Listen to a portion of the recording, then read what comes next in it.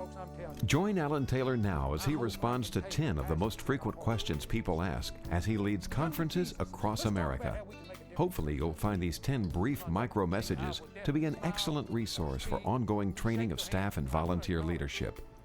Micro message number 1. What does it take to make Sunday morning special? 5 ways to do Sunday morning right. Hey, I want you to just come on in close for a little bit, have a seat, relax. Let's talk a little bit. You know, there's a lot of questions that people have that they're constantly looking for help, and certainly I'm not an expert on a lot of things, but at least I'd be glad to sit down and talk with you about a few of these. One of the things that we want to talk about is, you know, what makes Sunday morning special? How can we make it special?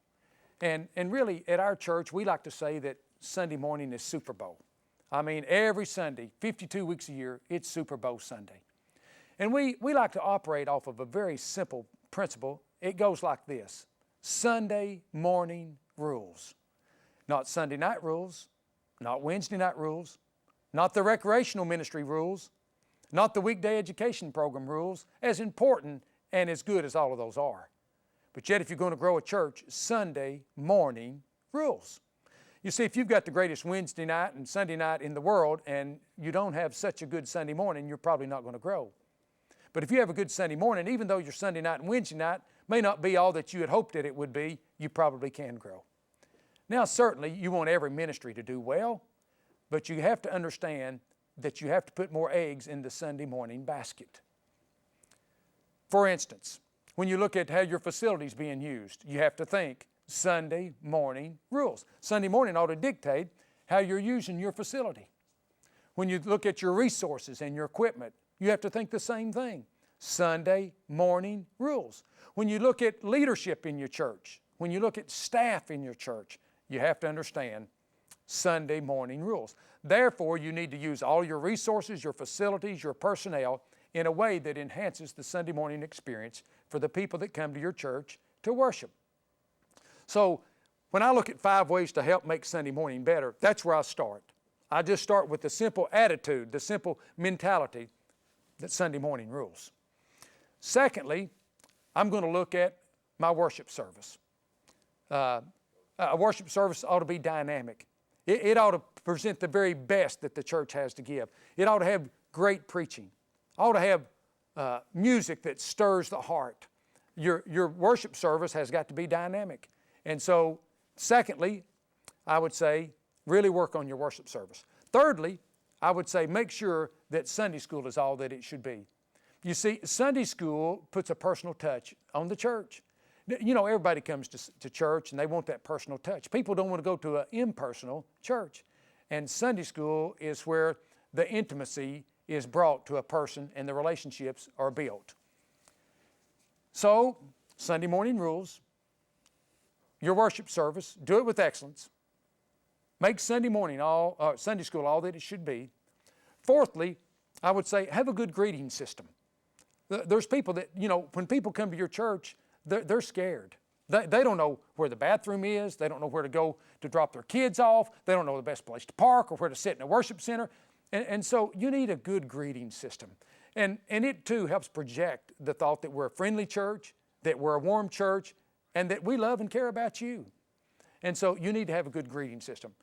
Lastly, I would say, and probably one of the things that's overlooked the most, is have a good parking and egress and access to your property.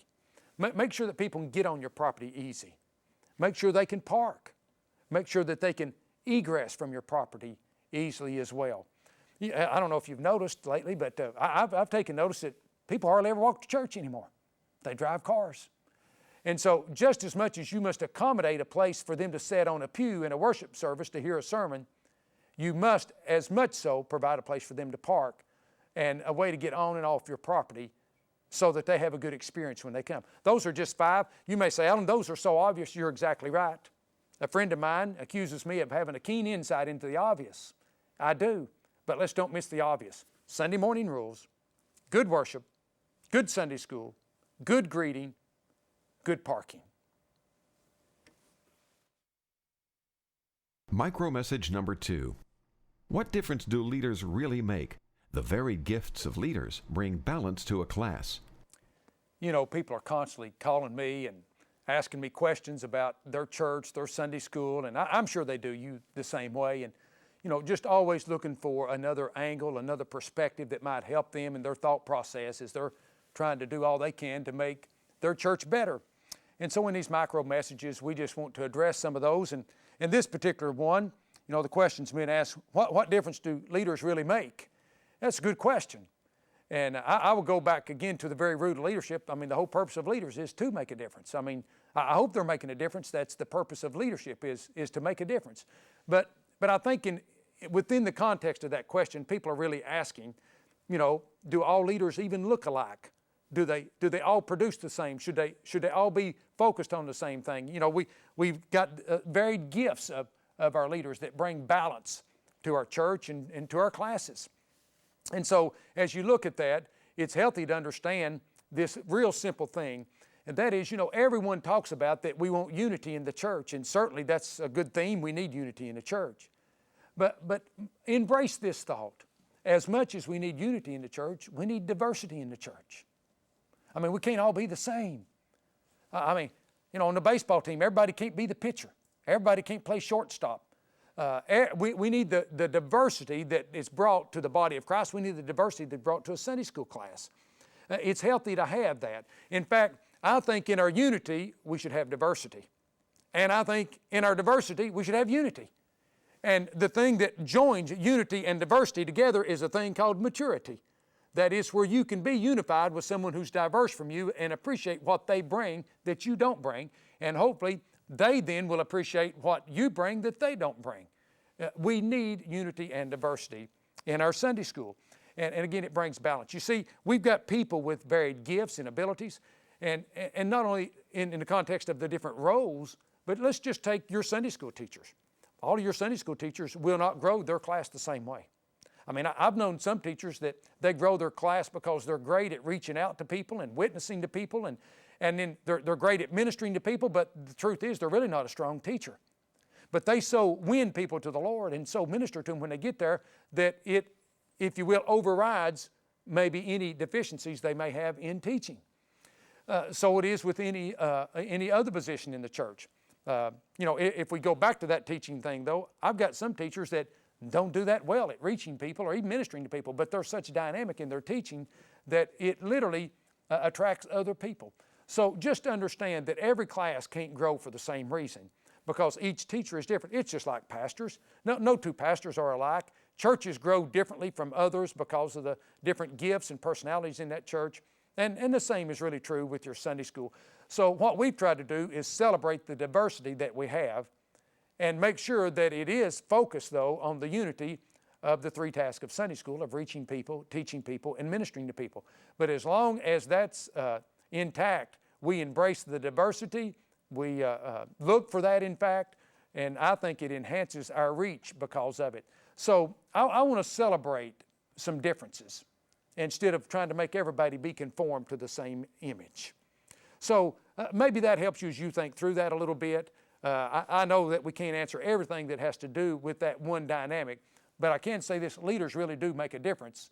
It's just that they all make differences in different areas. Micro message number 3. How big should a class be allowed to get? The measure of a class means more than a head count. I think this may be the most interesting micro message of all because I'm going to address the question that by far I'm asked the most. Here it is. How big should a class get? How big should we allow that class to grow? Hands down, that's the number one question I'm asked. And certainly that question is always searching for a numerical answer. I mean, do we let it grow to 20, 25, 30? I mean, just how big do we allow it to grow? And I want to answer that question, though, not numerically, but I want to answer it philosophically. You see, Jesus taught the parable of the talents. In the parable, he said he gave one guy 1 talent, another 2 talents, and another 5 talents. And he said these talents were based off their different abilities. You know, every time I come to that, I want to just call a big time out in the church and say, folks, let's just all get real honest and admit we all don't have the same ability. Let's don't be so insecure that someone can't have a greater ability than us or whatever.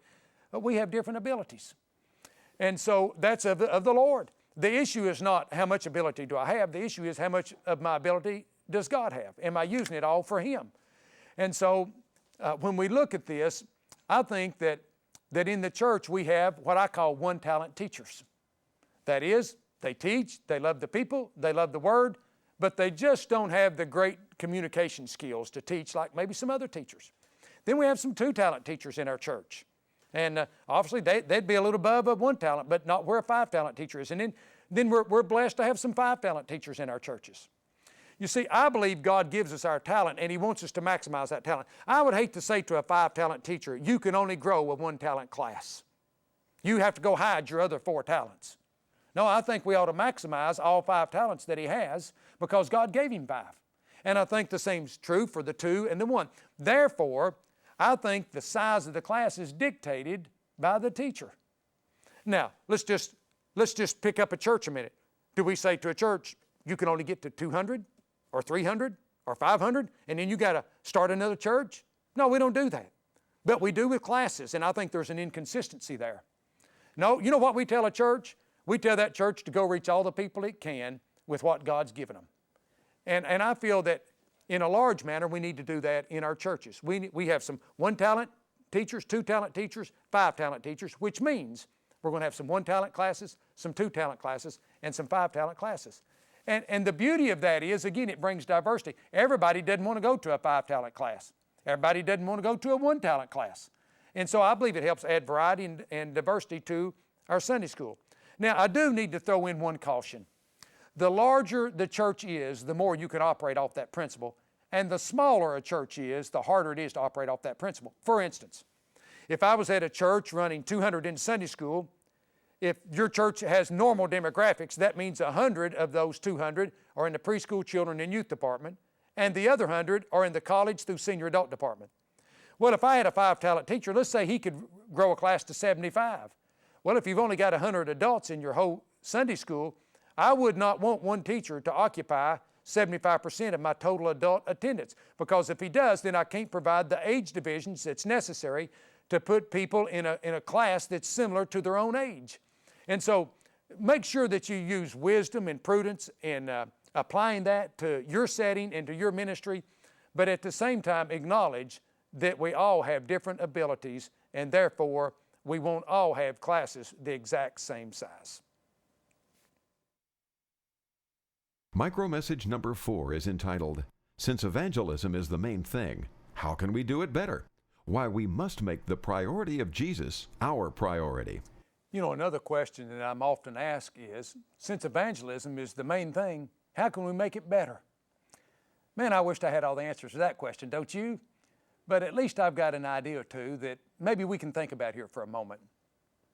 First of all, I would say there's a challenge needed, and the challenge is simply this. You know, we teach fishing. We teach people to be fishers of men. We teach fishing. It's just we never go fish. I believe the main thing that we can do to get evangelism stirred in our churches is just start doing it ourselves, whether anybody else does or not. It's got to start with me. I can't help you do it till you see me do it. You see, evangelism, there's a lot of things we can teach in it, but really, we just need to see people doing it. And so I would suggest that the greatest thing you can do in your Sunday school, in your church, to get evangelism to catch on fire, if you will, is for people to see you on fire for evangelism. Now, there's some other things that we can look at. For instance, we try to put tools in people's hands. You know, if you want someone to go out and weed the garden, you need to put a hoe in their hand. And just some mechanism by which they can go about doing it. So there's a lot of different evangelism trainings. I think we need to use those. People need to feel comfortable as much as we can make them to do that. You know, for us, one of the things that we use often, and I use often, is a little tract that I've written. It's called Just for You, because Jesus is just for you. And let me tell you what I do. I do this, and I've shared this with our people to do it. I take these and I place them in my bedroom where I keep my wallet and all that kind of thing. And so when I get dressed every morning, when I, if you will, load my pockets, I take one of these tracts and I load my pocket with it. And my goal is every evening when I come home that when I unload my pockets and get ready for bed, I don't have a tract to lay back down because I've been able to distribute. This is just a little reminder to me every day that I need to be witnessing to someone personally. And so I think that this is a tool. In fact, I tell our people, if you can read this, you can literally lead somebody to Christ. And so we try to put some tools in their hands that we think can be very helpful. But I want to say that we've got to be more intentional about the way that we're going about this as well. Let me just mention 3 areas of intentionality that I think that ought to be in every Sunday school if we're going to keep evangelism the main thing. First of all, we need to be intentional in having someone who's the outreach leader for every adult class. We wouldn't dare think of having a class not having a teacher for it. Well, we ought to have an outreach leader for every class. Now, I'm of the personal conviction that the 2 hardest positions in a church to enlist is a preschool worker and an adult class outreach leader. I think by far they're the 2 hardest positions. So I understand the challenge that's before us with that. But nonetheless, someone must own. How are we going to take an offering if someone does not specifically, intentionally pass a plate? How are we going to have a sermon if someone does not specifically, intentionally prepare a sermon and then present it? And so I think every class needs to have an outreach leader. We need to be intentional in the area of personnel. We need to be intentional in the area of schedule. That is, it ought to be on the church calendar if it's important. And I think it ought to be given a better spot on the church calendar than when we normally do it. We normally put it at the worst time of the week for most people instead of putting it at the best time of the week. Again, I'm not suggesting you do this. This is just for us to brainstorm some ideas. But at our church, we do visitation on Wednesday night. Now, we have a lot of other things on Wednesday night, but why do we have it on Wednesday night? Because we can get more people visiting. And if we can get more people visiting on Wednesday night than Monday night or Tuesday night or Thursday night, then why not do it on Wednesday night? Does it compete with other programs? It sure does. But we can still get more people out, and that is the main thing. And so if it competes with another program, it'll just have to, because I think Jesus would be pleased with us doing that. The third area that I would suggest that you need to look at is the area of budget. If you're going to have visitation, do you need to supply a meal for the people that's visiting? I mean, they drive straight from work, they get there, they've not had a chance to eat. Do you need to provide child care for their children so that they can go visiting? So, we need to be intentional about supplying the budget dollars that's necessary to do it. 3 intentional areas: personnel, schedule, and budget is very important that we can implement. People have an opportunity to go out into the communities of our congregations to try to reach those precious people. Micro message number 5. How much are teachers really worth? Why teachers are the key to a healthy Sunday school. Let's look at this issue of how much are teachers really worth? Or why teachers are the key to a healthy Sunday school. I could start real simply by saying, do it without them. You'll understand why they're important. You can't do it without them. But really, you stop and think about it. If I owned a car dealership, the most important people in that dealership are the salesmen. Those guys out there on the pavement talking to people about buying one of their automobiles. Certainly you need a human resource department. You've got to have a service department. You've got to have a marketing department. But I'm going to tell you, the salesman of that car dealership is what drives that dealership. They're the ones bringing in the revenue. They are the key people to make that business go. I would say the same is true with Sunday school. Your teachers are your, if you will, car salesmen out there on the lot. They're dealing with the real live issues of people as they interact with them, as they teach them the Word of God. I keep going back to this, but it just stays so fresh on my mind. When I first went as a high school football coach, one of the things I recognized immediately was I didn't block or tackle anyone. Those players on the field did. And so the only way I could win as a coach was to put players out there on the field, and they won. When my players won, I won, and when they lost, I lost. And so it was imperative as a coach that I help do all I can to equip, train, get my players ready so they can go play the game. Because when those players won, I won, and hey, I like to win. So it's no different in Sunday school. I see every Sunday morning when our teachers go to those classrooms, I see my players walking out onto the field ready to play. They are the key. I believe that the teachers in an adult class, we try to have adult class teachers, care group leaders, and outreach leaders. And I believe our teachers are the Aaron. You remember how, are the Moses, and that the care group leaders and the outreach leaders are the Aaron and the Ur. You remember when Moses sent Joshua out to battle, and when he held the rod of God up, they would win against the Amalekites, and yet when his arms grew weary and he'd drop, then Joshua and his army would start to lose the battle, so they put a stone under him, and then Aaron and Ur came and held his arms up until the victory was secured. Well, I believe that teacher is the Moses. He's the leader. He's the key person. Now, it's very important that you have an Aaron and an Ur, an outreach leader and some care group leaders alongside. But I believe that the army moves basically to the commander-in-chief, which is the teacher. And so I believe the teacher then is the key to a healthy Sunday school. You see, here's